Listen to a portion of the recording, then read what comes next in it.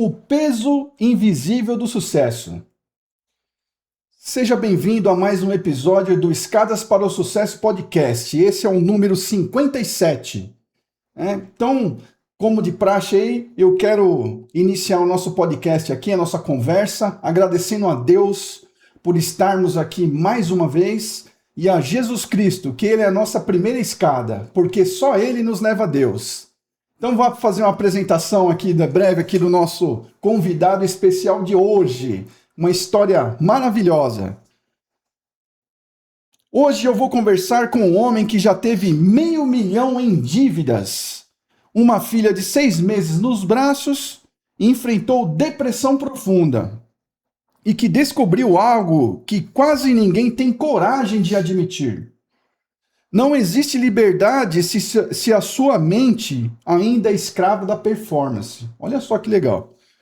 Ele criou um protocolo base invisível, um sistema para sustentar o sucesso sem morrer por dentro.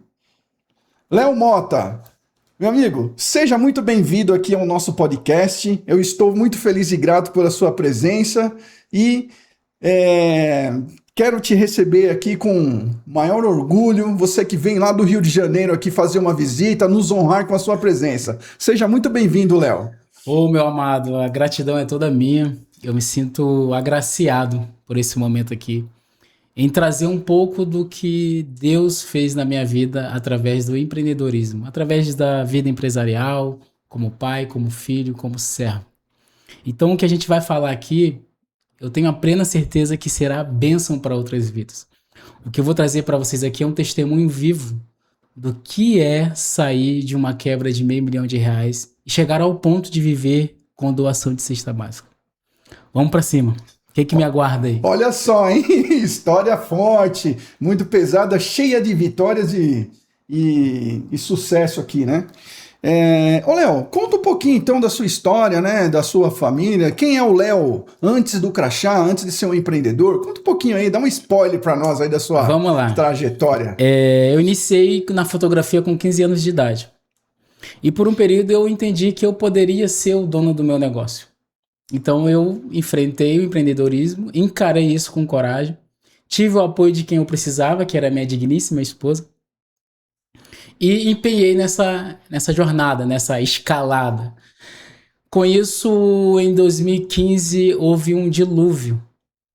Eu era o fotógrafo que atuava em evento social, casamentos e 15 anos. Em 2015, houve um dilúvio no meu estúdio. Quando eu falo dilúvio, não foi chuva. Foi a água da caixa d'água que vazou pelo ladrão. O automático não desligou. Só que isso aconteceu numa sexta, a gente só viu na segunda-feira. Nossa. Então, em 2015, a gente já tinha uma estrutura de uma empresa, eu tinha 12 funcionários de carteira assinada, eu tinha um estúdio onde eu poderia atender classe A, classe D, os melhores equipamentos, os melhores portfólios, o que o mercado pedia na época. Beleza, 2015 aconteceu isso, eu como um bom empreendedor e brasileiro que sou, não desisti. O que fiz? Abri um outro estúdio no mês seguinte. Isso em junho de 2015.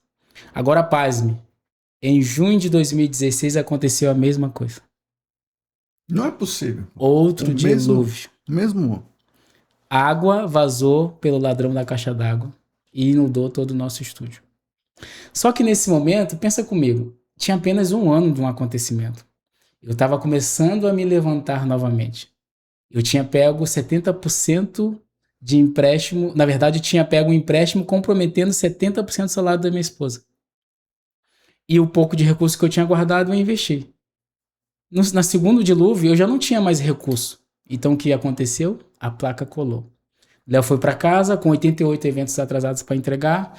O telefone tocava, era só cobrança. Nesse momento você se vê num beco sem saída, ou como eu dito popular, no fundo do poço, sem recurso, sem material. E como que eu ia falar para os clientes que o material deles estava molhado e que os equipamentos tinham se perdido tudo? Nossa. Então foi um momento onde eu me vi verdadeiramente no fundo do poço. A única coisa que eu consegui fazer foi tirar as coisas que sobrou do estúdio, ir para minha casa, e o que me animava era só dormir e ir no banheiro. Eu não queria fazer uma outra coisa se não fosse isso. Talvez você que esteja me ouvindo esteja passando algo parecido com isso. Ou viveu isso, ou está vivenciando isso e acredita que esse é o fim para você. Deixa eu te falar que isso é apenas o começo, porque o fim é melhor do que o início. Se você estiver passando por isso, fica comigo aqui até o final para você entender melhor o que eu vou te falar. Concluindo, nesse 15º dia, entre banheiro e cama, que é o que eu queria fazer, a minha esposa foi tomada pelo Espírito Santo e adentrou o nosso quarto. E aqui não estou falando de religião, independente de quem você acredita.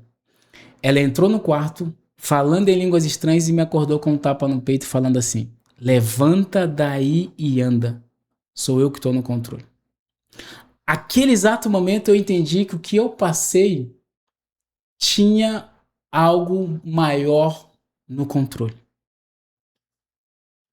Foi o exato momento que, como se fosse um flash de luz entrando no meu quarto, tirando a insegurança, tirando o medo, tirando o desafio de confrontar todos os clientes e falar a verdade para eles. E aí é onde entra o ego, entra o orgulho, porque você era referência no teu município como fotógrafo, e como é que você ia falar que não tinha mais estrutura para isso? Entra o ego humano, masculino. Como é que eu ia abrir isso verbalmente? E fora, como é que você se sente envergonhado diante dos seus familiares? Eu com uma filha de 3 meses de nascida, vivendo com doação de cesta básica, não sabendo o que ia comer no outro dia. Mas Deus nunca deixou faltar o básico. Graças a Deus. O arroz e o feijão sempre tinha. Olha só. Naquele momento que entrou esse flash de luz no quarto, eu entreguei literalmente minha vida a Deus. E eu já tinha aceitado Jesus, já tinha me batizado, mas eu não estava vivendo segundo o sonho que Deus tinha para mim. Eu estava vivendo o meu sonho. Então você, empreendedor, antes de iniciar qualquer projeto que seja, pergunte a Deus se esse projeto é para você ou se você está fazendo o que o outro está fazendo porque está dando dinheiro. Porque você não está fazendo com uma causa, você está fazendo por causa do dinheiro. Então eu vivi meu sonho, tive uma estrutura de um estúdio bacana, atendendo os melhores clientes do município, mas eu estava vivendo o meu sonho. E Deus entendeu que a forma de ele me tirar daquele lugar era permitindo acontecer um dilúvio. Então foi a vontade permissiva dele que fez com que hoje eu estivesse aqui falando para você como conselheiro de médicos, advogados e empresários, dizer para eles que eu sou especialista, assim como eles me procuram, né? Eles dizem que eu sou o cara que eles procuram quando a conta bancária tá cheia e a vida tá vazia. E existe N pessoas bem-sucedidas que estão vivendo esse drama hoje. Casamento perdido, filhos desorientados e vida sendo drenada por conta de dinheiro. Muito, muito interessante. Que coisa, que coisa. E como foi? Por exemplo, você teve essa luz, né, de Deus, vamos chamar assim, e a partir daí, como é que foi a mudança? Como é que foi? Porque se você estava, né, estava 15 dias, você praticamente estava em depressão lá, estava passando tudo aquele sufoco, que eu também já me vi assim em alguns momentos da minha vida, né? Como é que foi a superação? Como é que você começou a caminhada dessa subida aí? Então, quando eu despertei desse sono do inimigo, vou colocar assim, eu falei: Senhor, eis-me aqui, o que eu faço agora? O que fizeram na pandemia, eu fiz em 2016. Os equipamentos que me sobraram, eu peguei todos os meus funcionários e falei: olha, vocês estão vendo a situação que está acontecendo, eu não tenho verba para acertar com vocês, mas eu tenho uma condição para continuarmos trabalhando junto. Eu peguei mesas, computadores que sobraram, cadeiras e falei: eu vou montar um escritório na casa de cada um e vocês vão trabalhar e ganhar por produção. A partir daí a gente vai começar a acertar as coisas e daí a gente vai começar a voltar ao mercado de trabalho. Todos aceitaram, porque eu sempre fui muito transparente como dono do meu negócio. Eu sou humano e também sou empresário. E aí a gente começou a colher novos clientes. E esses clientes que entravam, a gente ia fazendo fatias. entregando uma parte para fornecedores, entregando outra parte para eles que estavam produzindo, e as coisas começaram a voltar a se organizar. Mas a minha virada de chave real foi eu entender que Deus estava no controle e que o que eu sabia me levou até ali. Então o que eu não sabia era o que ia me levar além. E como que você faz isso? Eu fui buscar pessoas que estavam vivendo, que superaram uma situação parecida com a minha, para eles me ensinarem qual caminho, qual jornada eu seguir. Então, o pouco dinheiro que eu tinha, eu investi neles para que eles pudessem me dar a direção correta. E hoje eu costumo dizer que nós somos o EFA. A gente encurta, facilita e acelera o processo das pessoas. Porque eu já vivi isso. Então, quando eu encurto, a pessoa poderia levar 5, 10 anos. Como eu já vivi isso, ela acaba vivendo apenas em 1 ano e rompendo aquilo que ela está buscando e que faz sentido para ela. Então, repete de novo aí essa estratégia, como que é? EFA. EFA. Eu encurto, facilito e acelero o processo das pessoas. Aí, tá vendo, pessoal? EFA. Aplique na sua vida. Muito bom mesmo. Léo, o que doeu mais? A dívida ou o colapso emocional? Bem, eu acho que não é bem uma dor. A dívida, se você permitir, ela drena a sua energia. É. Então você se sente o cara, o cocô do cavalo do bandido. É o dito popular que tem por aí no Brasil, né? Então, se você não conseguir separar isso, usar isso como uma mola propulsora e não como uma âncora, você vai continuar num quadro depressivo ou numa situação complicada. Então a dor, depende de como a pessoa está emocionalmente. O que eu falo é, o que veio para você foi para te ensinar e não para te matar. Se você entender que isso é uma mola propulsora para você ser levado para o outro nível e ser expulso pro seu destino, o jogo vira. Nossa, muito legal. Muito bom. Quando você percebeu que não era sobre dinheiro? Bem, eu vou fazer uma dinâmica aqui com vocês. Eu costumo dizer para todos os meus mentorados que nunca vai ser sobre dinheiro. Porque eu atendo pessoas muito bem-sucedidas e elas têm muito dinheiro.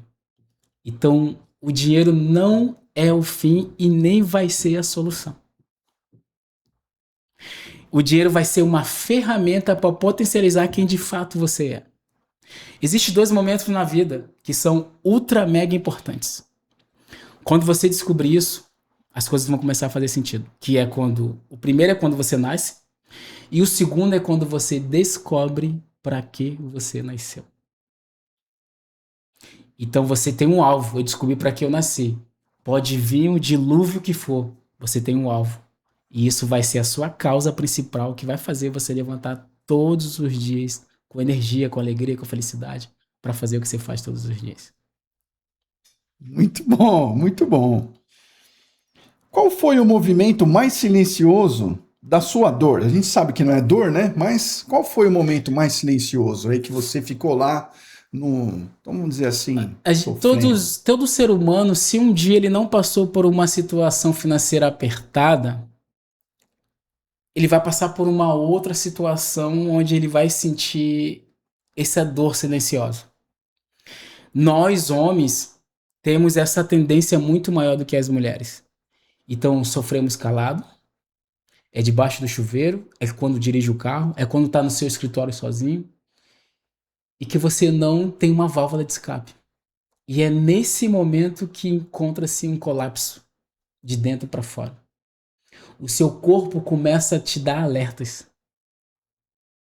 E você não respeita. É um peso fora do controle, é um sono que não faz sentido, é um dormir cansado e acordar cansado, porque a mente não está desligando. Então essa dor silenciosa, ela é ultra mega perigosa, porque você sofre sozinho. Então a minha dica é: busque pessoas que superaram o que você está vivendo e invista a semente neles para eles te tirarem ou te ajudar a sair desse cenário com mais rapidez. Então, a gente está falando aqui, né, do peso invisível, né?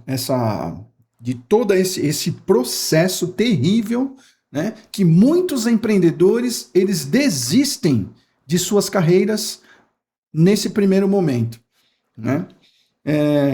Então, o que ninguém via, mas estava te destruindo, por exemplo, né? De onde, né? As pessoas não viam, mas aquilo estava te dando um... Eu costumo dizer que o externo é resposta do interno. Tá. Se eu tô bem de dentro para fora, o meu externo vai sempre estar bem. Mas quando você tá fingindo, você não consegue sustentar isso por muito tempo. É verdade. E esse boleto, ele é caro. Muito caro, né? Então, se você não entender sobre você mesmo, olhar para você, entender que existe uma escala hierárquica. Deus, você, para você que é casado, o seu cônjuge, para você que tem filhos, os filhos, e depois os outros. Então, aprenda a dizer não para aquilo que não faz sentido para o alvo que você quer alcançar. Porque todas as vezes que você traça um alvo, vai acontecer pedidos que não vão fazer sentido com a sua trajetória. E toda vez que você diz sim para essa pessoa, você diz um não para você. Verdade. Então aprenda a dizer não, isso não é egoísmo, isso é maturidade. E vai te ajudar a chegar no seu alvo mais rápido. Então, essa dor silenciosa, essa dor que você sofre quietinho, verbaliza. Procura uma válvula de escape. Uma dica maluca? Entra no seu carro e grita. Grita, grita até você ficar rouco e vai para casa. Porque nesses momentos você acaba fazendo outras pessoas sofrerem que não tem nada a ver com o seu cenário. E na maioria das vezes são as pessoas mais próximas. Seu cônjuge e seus filhos. Eles não têm nada a ver com isso. É sobre você. Aprenda a administrar as suas emoções. Governe sobre elas. Senão elas vão te roubar toda a energia que você tem. Nossa, e mesmo assim, aí vem a próxima pergunta, né? Por exemplo, quando você fala de governar suas próprias emoções, você falou para mim, né, que o dinheiro, ele é emocional. Fala um pouquinho sobre isso. Bem, eu tô repetindo bem bastante vezes, né? Porque isso é claro para mim. O dinheiro, ele é emocional por quê? Me fala, você que tá me ouvindo aqui no chat, deixa um recadinho aqui pra gente. Nos últimos 3 meses, qual foi a sua compra que você comprou na razão? Verdade. Caiu uma ficha aqui agora. Me fala.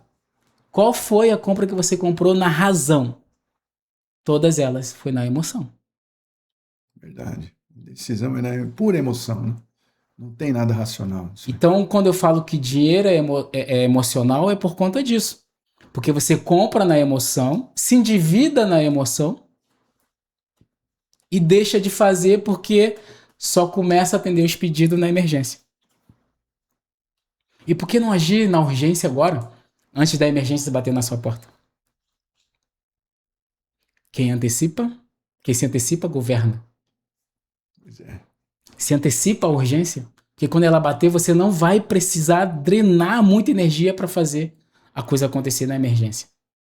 Então se antecipa ela, que vai sair muito mais barato. Pois é. Então, olha aí, a lição, né? Em outras palavras, é aquela lição dos empreendedores, né? Antecipe os fatos, calcule os riscos. Né? Um empreendedor, na verdade, né, Léo? Ele calcula, corre riscos, porque tudo tem risco.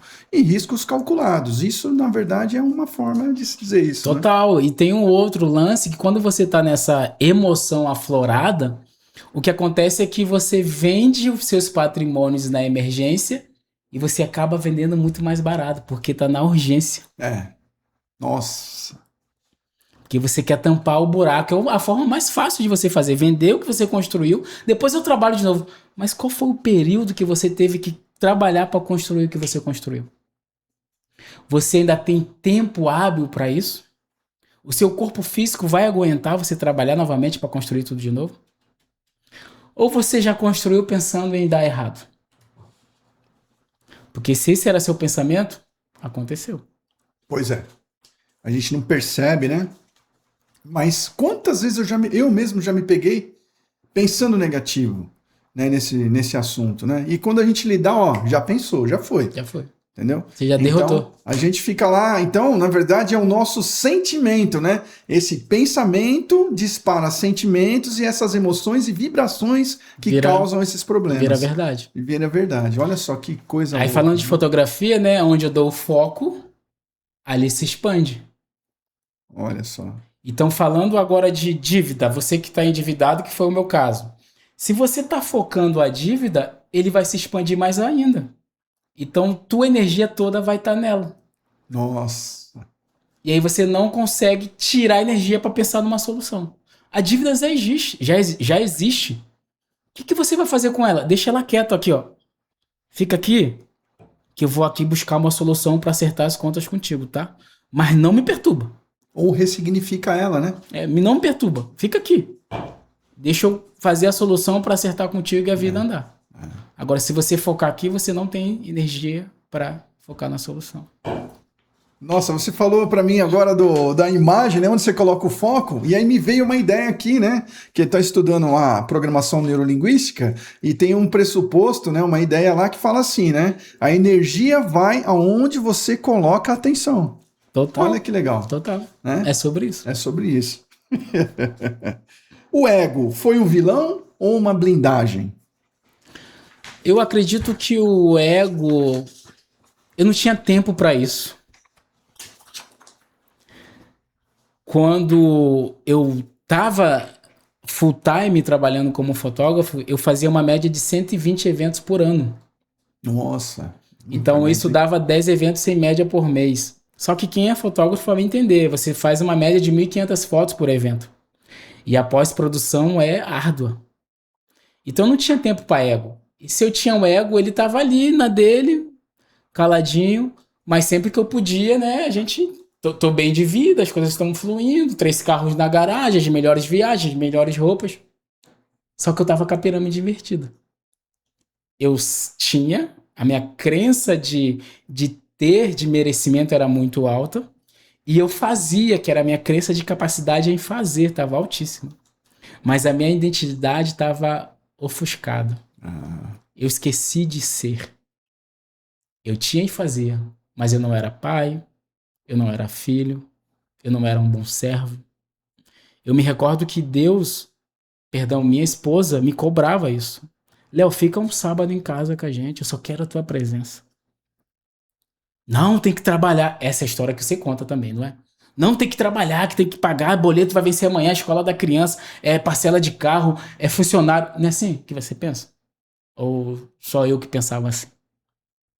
Só que esse boleto dentro de casa não faz sentido.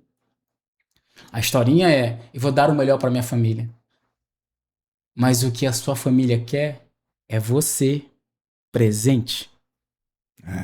Não é sua ausência. Não é você comprar sua presença dando presentes. E aí eu posso trazer para você um caso de sucesso de um mentorado. Bem sucedido, mora numa mansão, tem carros do ano. E ele viajava uma média aí de 6, 8 vezes por mês. Chegou em casa com a notícia de que a filha dele estava tatuada. Só que o problema aqui não é a tatuagem, entenda o que eu vou te dizer. Filha única, 15 anos de idade. O problema foi que quando ali eles afloraram, um falando mais alto que o outro, ela falou pra ele assim, pai, bateu no ombro dele e falou, tá vendo essa casa linda, esses carros legal, o melhor colégio, melhor roupa? Eu trocaria tudo isso pela tua presença. Aí sabe aquela história de dar o melhor pra família? Olha só. Foi por água abaixo. Ele só não tentou o suicídio porque já estava sendo mentoreado por mim. Era nosso segundo ciclo já. E aí eu fui na casa dele, que ele me ligou, que ele estava derrotado. Falei, ok, pensa comigo no seguinte. Eu moro no Rio de Janeiro. Vocês sabem como é que funcionam as coisas aí. Eu falei, cara, imagine se você entra no quarto da tua filha e encontra lá um pacote de droga. Agora um outro cenário. Imagina se ela chega pra você que tá grávida. com 15 anos de idade. E que o pai tem uma cultura totalmente diferente da que você criou ela. Como é que seria isso? Então, naquele momento, eu tive que agir na razão, guiado pelo Espírito Santo de Deus. Porque eu sou pai de 3 meninas. Eu também fiquei emotivo. Então, eu tirei a emoção e agi na razão, guiado pelo Espírito Santo. Eu falei, vamos fazer o seguinte, vamos mudar a sua agenda radicalmente. Você faz 8, 6 viagens, faz 2. E aí você passa a levar ela na escola, buscar ela na escola, sair pro almoço para jantar, almoço, janta, lanche, levar para comprar roupa. Passa a dar tempo de qualidade para ela. Pro jogo virar. Por que ela fez a tatuagem? Porque foi a forma que ela encontrou de chamar a atenção dele. Olha só. Porque todas as vezes que ela tentava conversar com ele, ele nunca tinha tempo. Sempre era o trabalho para sustentar a qualidade de vida que ele mesmo criou. Nossa. Que coisa. E não tem nada de errado nisso. Só que precisa haver uma conciliação. Para que as coisas se tornem leves. Feito isso, o que resumiu, ele triplicou o faturamento, porque ele gerou no meio empresarial uma escassez da presença dele. Olha só. Então ele era um empresário bom, que era escasso, então para ter ele eu tinha que pagar mais caro. A comissão era maior. Tá vendo? Então a gente reestruturou a família, a conexão dele com a filha, a conexão dele com a esposa, a conexão dele com ele, conexão espiritual, saúde mental, saúde financeira, saúde física. E as coisas ficaram muito melhor do que estão. Nossa. Que coisa, né? Como que a gente está no meio do problema e muitas vezes a gente não consegue entender o que está acontecendo, né? A gente dá valor para coisas extremamente materiais e esquece da nossa própria vida e dos nossos valores, as coisas que realmente são valiosas, né, em nossa vida. Olha só. Nossa, meu, muito, muito interessante. Você disse que não reconstruiu para voltar a vencer. Reconstruiu para quê exatamente? Viver. Existe um ativo que não tem dinheiro que pague. Tempo. Tempo. As pessoas têm uma máxima de dizer assim: nossa, passou rápido, sua filha tá grande.